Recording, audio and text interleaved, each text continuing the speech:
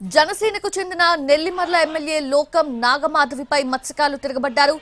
పూసపాటిరేగ మండలం కోనాడుకు వెళ్లిన మాధవికి చుక్కలు చూపించారు మహిళలు. తుఫాన్ సమయంలో తమకు రేషన్ అందలేదన్నారు. సహాయక చర్యల్లో ప్రభుత్వం విఫలమైందంటూ ఆగ్రహం వ్యక్తం చేశారు. రేషన్ పంపిణీ వ్యత్యాసం చూపించకుండా అందరికీ ఒకేలా అందించాలని డిమాండ్ చేశారు మత్స్యకార మహిళలు.